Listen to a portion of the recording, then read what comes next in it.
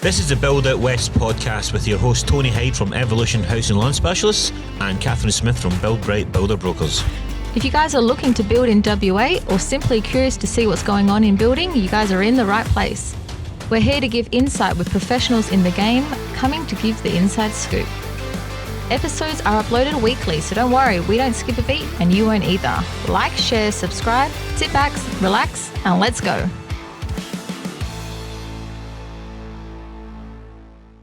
Hello and welcome to the Build Out West podcast with your host Tony Hyde from Evolution House and Land Specialists. And Catherine Smith from Build Bright. How you going?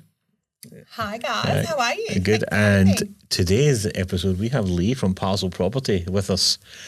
I've had the pleasure of having Lee. Yeah, amazing. Probably the best land agent in the business. Oh, stop it. Definitely. Probably, honestly, the most Easy to work with. easy to work with, Definitely. And like really just listens to actually what I love you're when looking it's- for and like what actually sorts it. I love it. It's We're like, not hey pumping darling, you how up. are you, sweetheart? I love that. It makes me feel so warm and gooey inside. Oh, you're all my friends. So It's that's fantastic. the thing. How are you? Yeah, really good. Really busy, as you know. We're working non-stop at the moment. Yeah, good. So Can't get enough land. Lots of buyers, not enough land. well, this Lot is of it. chaos. Yes. And that's what we're going to explore today. You know, I think the one of the big things for our podcast at present now is to talk about why we want to build in WA, like why Perth is the place to be, because, you know, we'll go through all that stuff, and we've certainly released quite a few podcasts. And if you haven't watched them, stop right now, go back and watch the ones before this, and then it'll all make sense of how it rocks in and why we're promoting Perth as a place to invest in, especially building, because we know the established market's starting to really, the stock is really nothing, right? So Lee, do you want to give us a little bit about how you came to this journey to be the best land agent in? I know. I love We're just pumping you up. Yeah, she's the best. I love She's the that best. you give me that label, but yeah, look, I started in new homes like you guys, 16, 17, 18 years ago, crazy times ago. And yeah, just found out that I really liked land and really liked working with builders. Really, you know, I love the interaction with the builders and knowing what's going on. Builders have done an amazing job of the house and land package, so it's really makes my job easy. If I can make your job easy. So. Yeah, and we've certainly done a number of deals. I know you have as well, Kath, with Lee. It's the easiness of working with you and noting, because you've got that new home build mentality on the other side, it makes it really easy. You can see gaps that sometimes people miss and help out, especially with new clients that don't have a broker to help them along the road. You know, you can see that the demand is there. We don't like using the C word, and it's not the CUNT word, it's the COVID word. We don't want to talk about it anymore. Catherine made that clear on episode 1. To be fair. Yeah, well, you're the one that's swearing the most. I haven't swore yet, and it's Catherine's got caught swearing. No. Yes, you did. Maybe a couple of times. It's really interesting with you mentioning COVID. I was having a little think this morning, and I thought, you know, the two big things that have happened in my journey as in new homes and land, probably the GFC back in 2008, which changed the house and land package, and it changed the whole industry. The developers the investors were in the market 2006, 2007. And then GFC hit and boom, they were gone. And they've been gone until COVID hit. Then we have COVID. So things that affect the world have brought the investors back into the market. And I think, you know... It's them finding the opportunity when there's a lot of chaos around. Yes, right? it's a really crazy thing. Prices are inflated. Well, I shouldn't even say that, but prices are inflated. Times are longer. Interest rates. The interest rates are higher, and yet we can't get enough land for the investors. So yeah, I think they're just seeing such a huge opportunity in Perth in general compared to, say, like the East Coast. Do you know what I mean? So they're just like, well, where am I going to get, you know, the return or even the entry point? Because, you know, the pricing over on the East Coast is like $900 grand for just a very basic first home buyers. Where here we're sort of equity. 500-600. The thing is that they've got such good equity, and I know a lot of our land is cash. You know, they don't. Yes. Such an easy gig for us at the moment. We do love cash buyers. They're my favourite. If you have some money, please give us a call. Going We've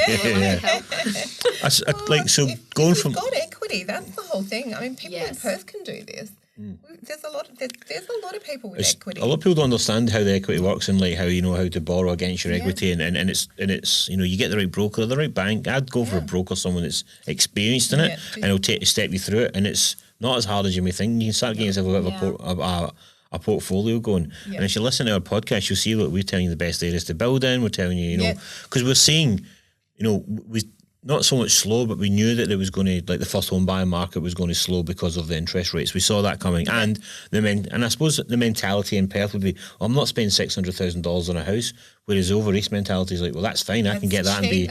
and be 40 minutes from the city, 20 minutes on the beach, and I've got this massive big 4x2. So there's a bit of a mentality shift, and I think that's one of the things that I think I really love about Perth is.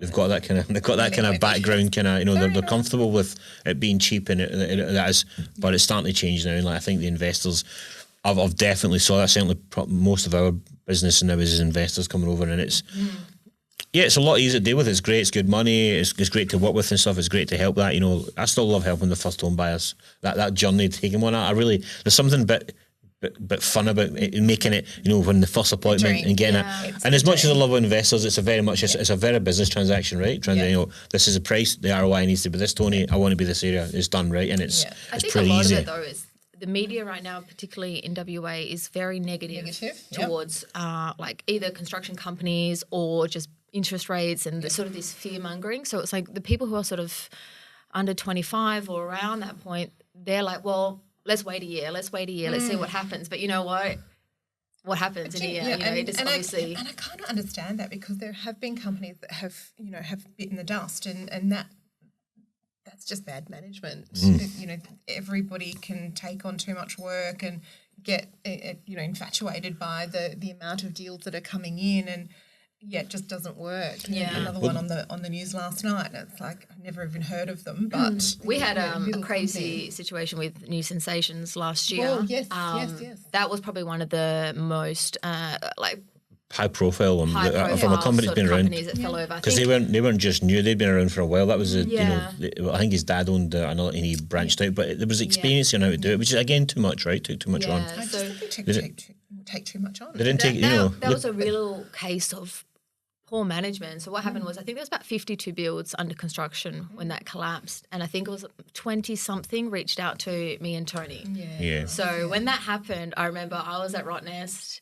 I was so busy. Tony was somewhere, and I was just trying, and everyone was just tagging us online, like, these people will help you. They'll help you build your home. And we're like, you know, we don't deal with homes that are currently under construction, That's the right? trouble. Builders and then don't we were take trying on already started stuff. We were trying to help these people because, you know, and then we'll meet with them, and people were in tears, and like it took us months to sort that out and help all those people. But we learned a lot about homes under construction, at what level and how much money comes out. And there's a lot of them we couldn't physically help, but we were able to find a builder that was, I think, JWH Group took a lot on and really, and we worked closely with them, with Jay there, and just went, hey, these are the ones that we can't. He goes, this is how we're going to do it. And he broke it down for us. We sat in a meeting, and he was really grateful. And we basically just passed the clients on and went, look, we can't help. And then, but we managed to help a couple. There's a few that were like, I had one client who was sitting at has finance all approved, was waiting 11 months to get a building permit.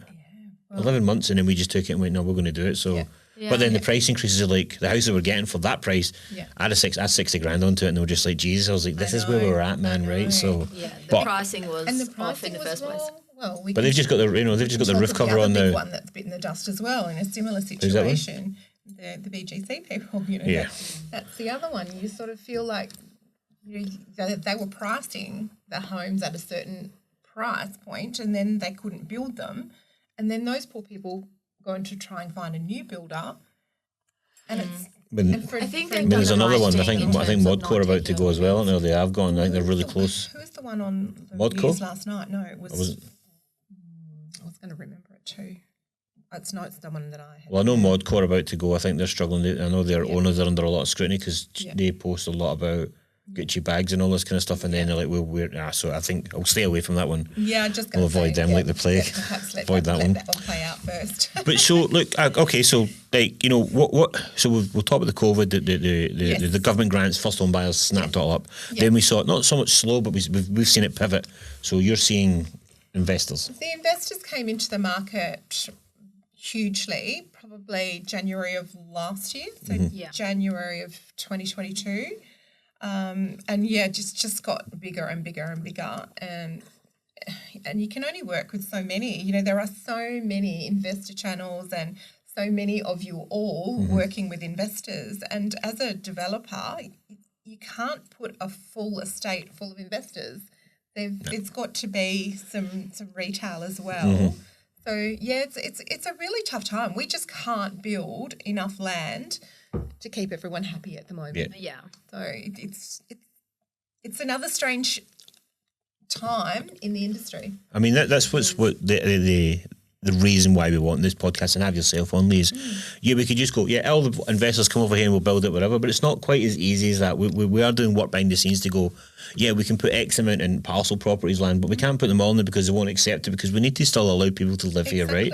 Yeah. There are people coming over here that want to build and invest, and that's fine, and we'll help them, but there is that, don't be so scared that the land's do you take going. into account people that are looking to rent the property out or then flip it and sell it? What I'd really like to see is some spec homes, because I feel like we are so short on housing that we need some spec homes. We need people to be coming in, building those homes and selling them. Yeah. Because there's a lot of people also that are just arriving and don't have the capacity to rent and build. And that timeline. So if we've got some investors who are doing that spec home and flipping it and doing the next one, I feel like we need a lot more of that. Yeah, and then that way you're increasing more the owner-occupier space in the estate as well. Exactly. Yeah. Well, I feel like you're serving a purpose too. People want to buy, but there just isn't the time. There's not the rentals, and there's not the time for them to build. So... It's and there's nowhere to rent while they wait for it to be built as well, right? It's like it's a catch-22. And I think the reason the investors aren't doing that side of it is because the cost to build and then sell, there's not much. They're not making much money on it, right? They're going to make money. That's the thing. Say they build it for 500, they're not going to sell it. The rents are just so. And the rent's too good, right? I think that's what they've been sold. I've just finished a build, and I was working with that. I'm working with a real estate agent, Kim Turner, to rent it for a guy, one of my guys in Queensland. And it's in Rivervale, and it's $750 a week. Yeah. And he's like, we'll get more. He's like, but that's the bare minimum to expect. $750 a week in Rivervale on a 4x2. I'm just like, jeez. My little Brightwood in Beldivis great. is getting $600 a week for a 3x2. Yeah. That's we were just talking about. I don't think these will drop too much down, by the way. People have no idea the rentals at the moment, and that's the thing. It's probably... I'm going to say until, there is more on the established market, it's just like the rents are just skyrocketing, I think now with obviously the borders opening, people now coming getting their student visas, their 457 working visas, and people coming, So, it is... It's not going to slow down anytime soon. I find the intensity hasn't changed, but it's more just who is building has changed more so than anything. The intensity is huge. Yeah, I know. So a little story was last year, I contacted you and I said, look, I know you're having a land release coming in July. I think this was June. I was 6 weeks ahead. I was like, please, can you just secretly put one on the side for my client? I think there was 53 blocks.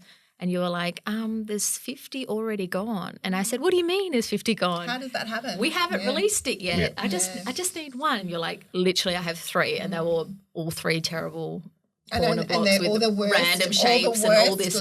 And I was like, I can't believe it, because you haven't even released this to the public yet, and I couldn't even get anything available, and this was up in Jindal. And you had that one in Darch as well, which eventually just disappeared.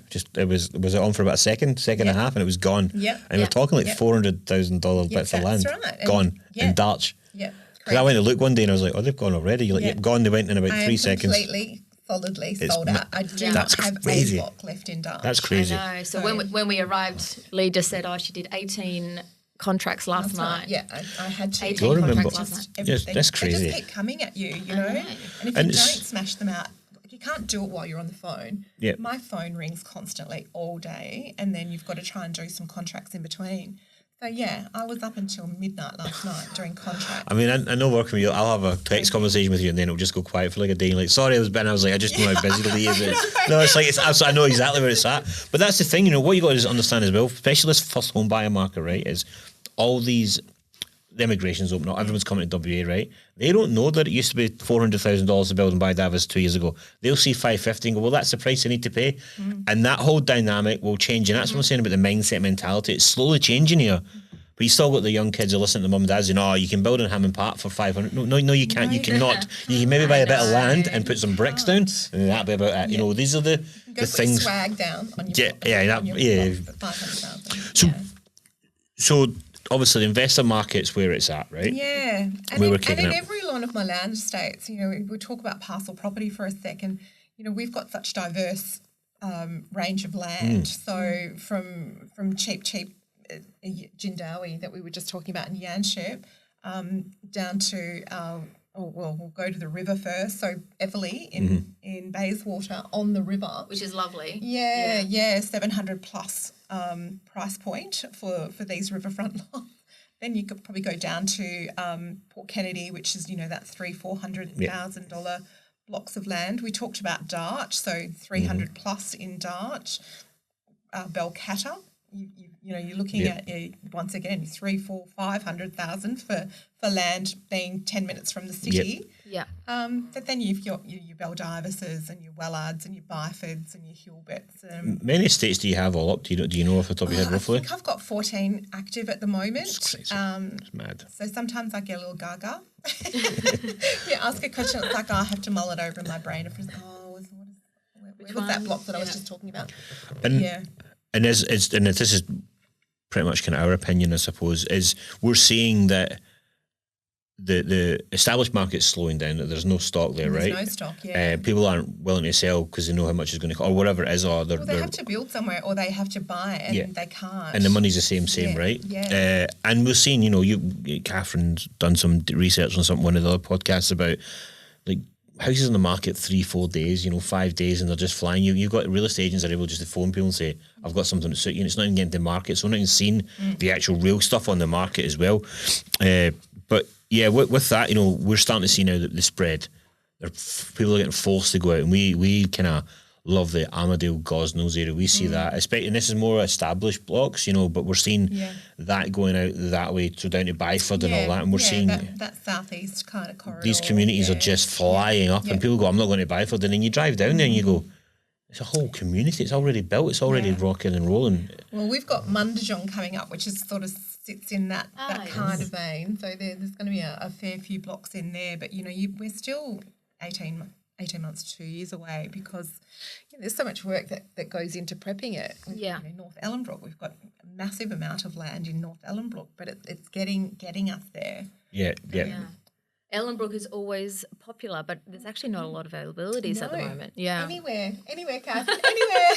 It's, and that's it, you know, that's what we're seeing, right? And I suppose that's the question I've got is, are you starting to see people pushing further down to the southeast and northeast and starting getting further away, right? Absolutely. And the investors wouldn't touch that kind of area before, but they're all thinking, there's nothing anywhere else. I need to branch out a little. Yeah. And the facts are there. There's in the next 8 to 9 years, there's 300,000 people meant to be coming to Perth. We're 40,000 short of houses. 40,000. We're 40,000. We're And that's what I'm saying. You know, like if there's ever a time to say you can afford to wait a year to build the house, because these people, you know, how long does it take people to get their visas approved? They're going to take longer and longer because people are thinking, because there's so much coming in. When we spoke about all of that sort of the nurses and all that they need over Easter, the police have done another big recruitment drive into in the UK. So I didn't realise how much. And trades. International studies and then the services. And then the mining industry speaks for itself. Yeah. You know, WA always gets a bad rap for, like, you know, I think we sit outside what actually happens in Australia because we're so self-sufficient on that way. Yes, exactly. I didn't believe it until I actually looked at it and I was like, geez, like this is we could be our own little country and probably be not too bad. Yeah. That's a debate in itself. Yeah, well, like, we're just going to get smashed on comments here. Yeah, I know, you're going to cough it now. So, I know we asked the question and then, you know, about what do you reckon the next couple of years looks like, 2 to 3 to 4 years looks like? Do you see it, I suppose, state investors? We still haven't caught our breath from the whole it really 2020. Is a little bit like that. And I think the investors last time came in for a year and then they disappeared very quickly. I just don't see it happening here at this time. I know. I think we're so short on housing that we so need them. Mm-hmm. We can't get enough retail because people don't qualify now and they're scared. It's really an interesting concept at the moment because, everything's high priced, and like you say, the media is smashing builders and the industry because of the high price and the delays and things like that. That's all caused because of demand. Yeah, demand is there. So look, the builders aren't completely not to blame in this, but they're putting a lot of them that we work with as well. We're put in a position where they had to do the stuff because to get the stuff right. Yeah. And then you talk about these builders, new sensations that didn't shut their doors and didn't BGCs. Some of the big builders did though. The Summits closed their doors. ABN didn't close their doors, but they slowed it right down. Slowed right down. And went, no, we're not taking X amount on because we're going to kill the industry. We worked with all the other smaller builders, the boutique ones were like, yep.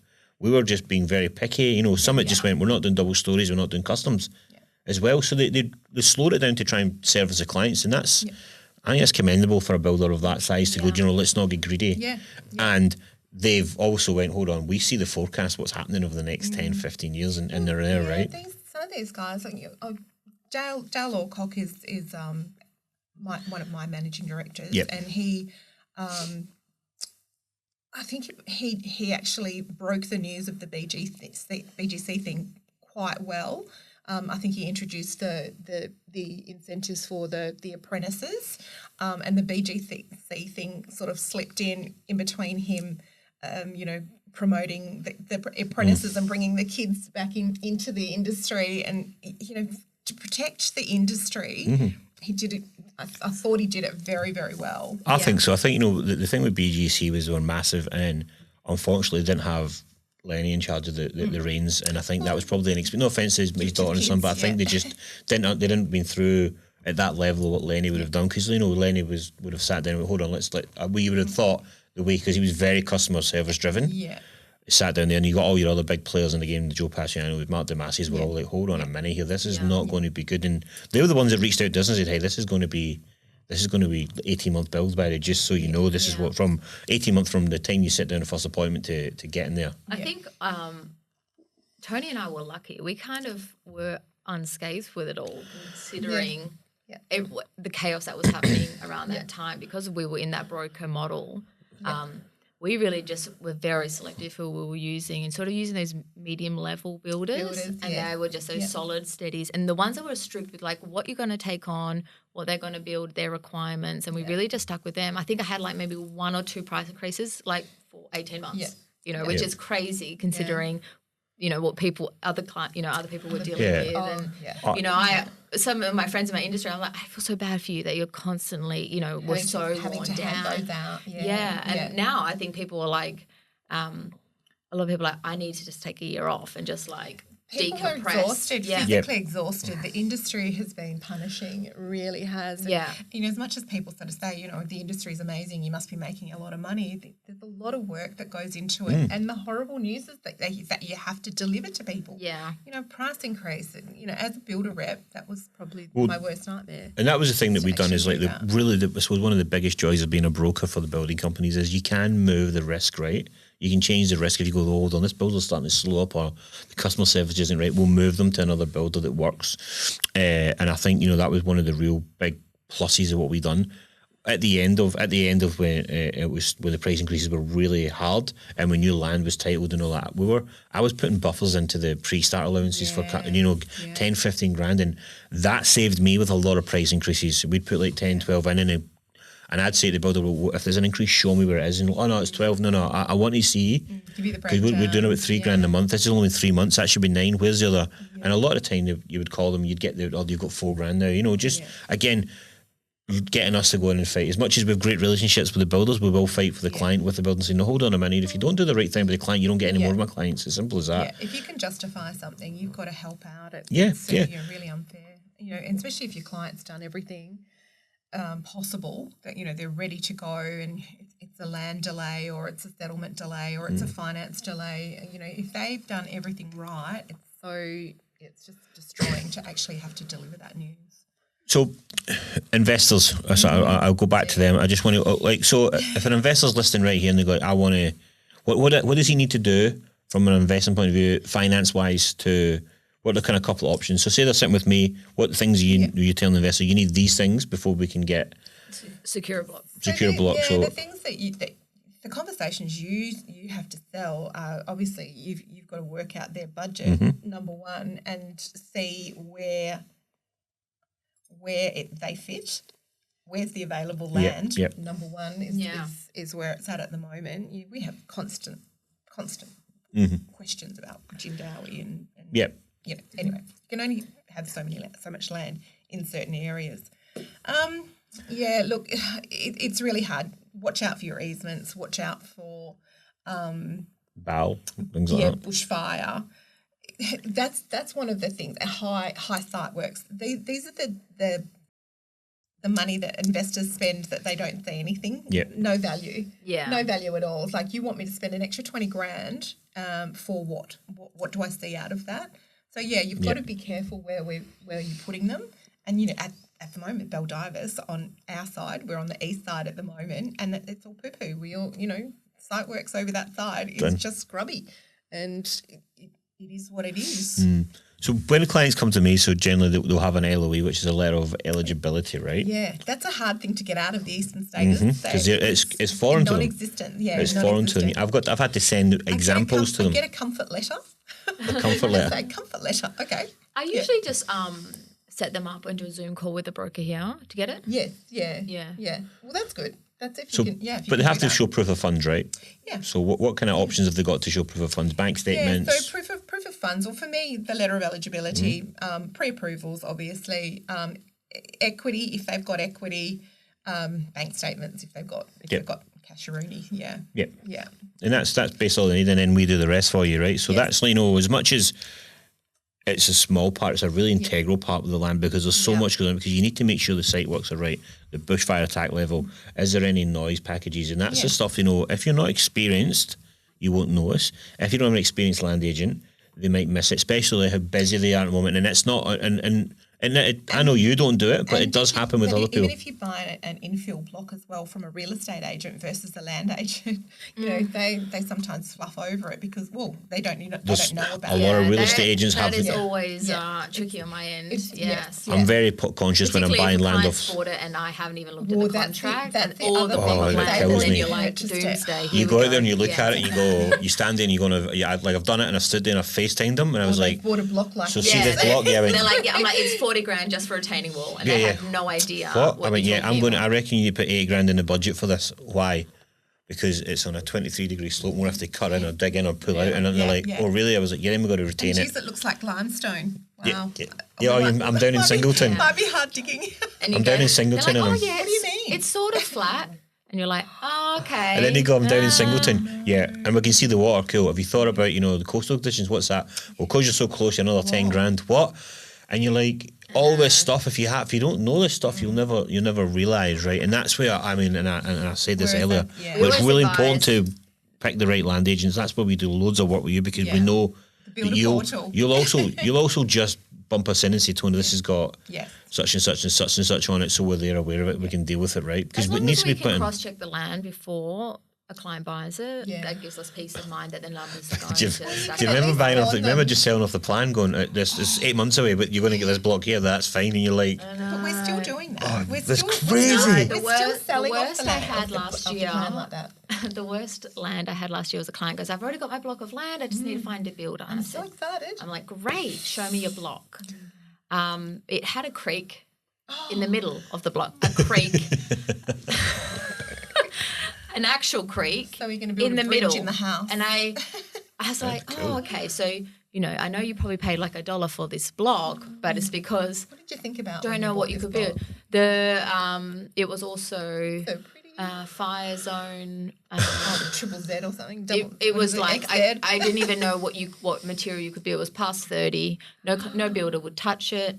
It was up in the hills. So he basically had to put the block on the market and sell it because it was not buildable, right? Yep. It literally had a creek through it. I drove all the way up and had a look, and I said, I don't even know where to position this house, because he bought it obviously for the creek, so it was this beautiful thing. But I was like, yeah, but where's this house going to go around it? And how big was it? Was there a building envelope or what? It was a huge block, but the way it was straight through the middle. Before the creek you could build, but you couldn't build past the creek. It was fire zone. Oh, yeah, okay. Okay, so the whole thing was just a nightmare. Clay, everything, you know, We're in the hills. you can imagine, you know. But he thought he got a great deal because the block was cheap, you know. So, and the block is cheap because the bill is expensive. You know, so we had to get rid of that block and start from scratch again. And that's why, you know, do a bit of due diligence on the person you're buying it from, land agent or the real estate. Do they know what they're talking about? Question. If not, come and speak to one of us and we'll help you with that stuff. Again, I've got the same one. It's in Highbury Park and the block has been sold 4 times.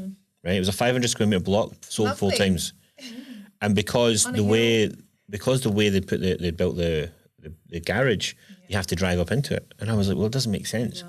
So we went to the council, had a little chat. They allowed us to move back the retaining wall back 1.5 meters, that was it. And we could put the garage in there right on, and then they opened up another 50 square metres. And I went through the history of that land, and it had been sold 4 times in a year, because when people have got to it, they're losing 50 square metres to the driveway and losing all. But, you know, do a bit of due diligence, got it fixed, and we just pulled the slab last week. I was just going to say, awesome. that's the I think you know the one I'm on about. It's even your builders, choose your builders carefully. You know, some people are just cookie cutters. If you don't have the plan that fits on the block, then they won't do anything about it. Whereas Tony has done. Well, I had a quick chat with one of the builders I trusted. He was like, cool. Then we spoke to the there was an application fee and stuff, but we actually knew the guy in the council, and he was like, no, you don't have to do it. And he just gave us a letter saying you can do this. Yeah. We put it through, and it was like literally just went like clockwork. And you saw the design that they originally had, and then one we put on, and they'd gained 50 square metres in the back garden because we could move the garage.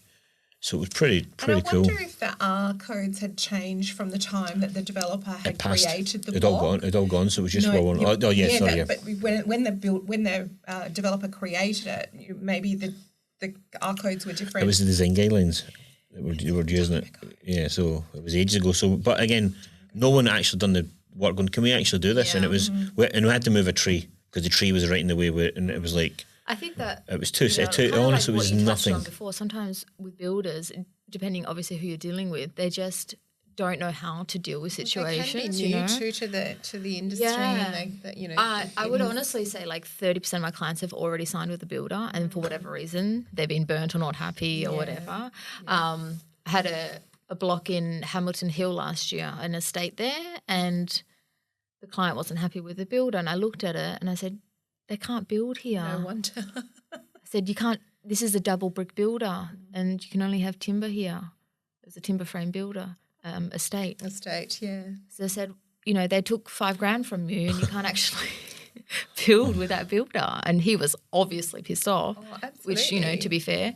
He just swore. And on top of that, he actually, it was... Where had it gone? It had gone into the office. Into the system, and no one picked it up? Well, a double brick build in like an environmental estate. Nobody read the 115 Hamilton, wasn't it? Yeah, it was 115 Hamilton. And I just, you know, it was shocking. On top of that, you actually had to build a double story on that block.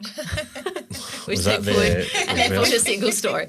And I was like, okay, this is not going to fly. Let's just scrap it, start from... I want to know who that builder was. The joke was it sat in the system for like 5-6 months because the builder didn't want to get rid of it for some reason. And I'll give everyone a bit of advice. If you build in 115 Hamilton, actually read design guidelines and take your time, because nearly every one of their blocks, each one of their blocks is on a builder's envelope, so you can't just build on it as an envelope of it as well, because of the way it's done. It's cool, but it's like an electronic charger in your garage. You have to do solar. You have to do a lot of environmental factors, but you have to. Was it Piara or Harrisdale Green? I think it was Harrisdale. Harrisdale Green. Yes, again, similar. There's a builder, I can't remember the name, has built one of those, he's like, I don't know, the garage is downstairs and the house goes on top of it and the walls, I can't remember what you call them, split level, that's what it is. And he's built it purely with hemp. Yeah. And that's, it was pretty expensive. I've got a connect for hemp builders as well, but it was, it was really interesting to see. It was all, and it's the way they position the housing so the air comes through it. Yeah. Like it's 9-star energy rating, and you're like, and there's no aircon. Yeah. No aircon. Yeah, nice. Like, wow. Anyway, we talk about we digress. Let's talk about off the grid, building off the grid, and all of the timber that they use. And it's snowing, and there's gales, and people already have a little cry about timber framed homes. My goodness, it's bananas. You know, they build houses in Canada from timber frame and then just put you know, and they're like, "Oh, we're freezing." No, it doesn't work like that. Yeah. Double brick's colder. I've got a double brick house and I'm freezing in it. Like it's. Yeah. Obviously, I didn't build it. I bought this they're one. really like the WA people, you know, that are very double brick. Oh my goodness. You know, where it's like you talk to someone from Sydney or Queensland, they're all very much timber frame, all brick veneer. So they're like, yeah, that's standard steel frame or timber frame. They don't even think you're saying something taboo. Do you know what I mean? No. So they're like, oh yeah, cool. You know, because obviously we have a range of different builder material kind of builders, but it's funny because you definitely get those. You get them. People Oh, like I double don't want brick to walk. only. I don't want to walk around and it sounds hollow. I mean, do you walk around and chap your You run? start knocking the walls. Yeah, but These are not brick walls. Yeah, but do you do that in your house? Well, no. Well, I don't understand. Why are we doing that? Well, if you want to put a plug in like a GPO, you have to chase the wall. You just drop the cables down and put. Anyway, I'm not going into it. I'm not going to get angry about it. So we need to broaden our views on building. I suppose if we kind of one of the last questions I've got for you would be, if I was an investor coming into Perth, where would you say this is the area I think you should invest in? What would be your? I'm probably still going back down to Kennedy Bay. It's a higher point. It's actually resort living. It's good. So I can't wait for the next 9 holes to open up so I can amazing. join. Yeah, I'm getting a bit of clarity on that. It's just such an amazing spot. It's 200 metres from the beach, 200 metres from the golf course. If all golf is on a great golf course. It's only 9 holes. The other 9's coming. Yeah, it's under proper links golf course. Yeah, I'm so excited. Anyway, we've got so I still think there, if you can afford it, that's where so good. That's where there's money to be made. And what are the pricing there for land? So you're 300,000 for 375. Okay. So you're about 600 to 650 to actually build it, and a fully turnkey. Yeah, you'd be a little bit cheaper for an investor. What you're saying is a 650, 200 metres from the beach. That's ridiculous. Yeah. On what will be one of the top golf courses in WA as well, by the way. Yeah. You know, and you've got an amazing jetty that's being built. The microbrewery's going in there. There's a boutique hotel. There's shopping. Apartments. It's so close to my house. It's going to be amazing. It really, I just feel like if you're looking to invest and really actually make some money. And it's got there is resort living. It's got that beautiful little cafe down or restaurant called the Birdie. Yeah, so Birdie's still there. And then it's Birdie. Birdie. We've got to put subtitles. But it's got like the kids' play area and it's got a little putting green on a lake. It's really actually, Kath, you would probably like it. I know you hate coming down south, but you'd probably like it. I'm a Southie. Oh yeah, you're not. You're in South Perth. You're not I South usually Perth. come for lunches for whatever reason. You're city. You're city. That's what you're a city girl. But no, I love Kennedy Bay. I'll back you in that way as well. And investing in it, you've got the opportunity to leverage a DHA from the Garden Island and the Navy down there as well, if so be it. They might not touch something, it might be a bit too expensive, but... No, we've had them. Is this happening? Yeah, we've there had you go. them in. So, they do. They'll snap up in it. And I think we spoke on the other podcast, there's 600 American submariners coming over. There's $3 billion spent on submarine. The Navy base is not going to go anywhere, and they need it. So, no like that. Kennedy Bay, fantastic. But once again, you can't build enough land for all of the investors. We physically cannot build enough to house all of the investors. And I suppose that's to sum it up then, when we finish this one up, is why you want to invest in WA, because we don't have enough land. We don't have enough land. We're struggling to get the land. The demand. And it's going flying up. And I mean, people ask me, why are we not doing housing land packages like to promote?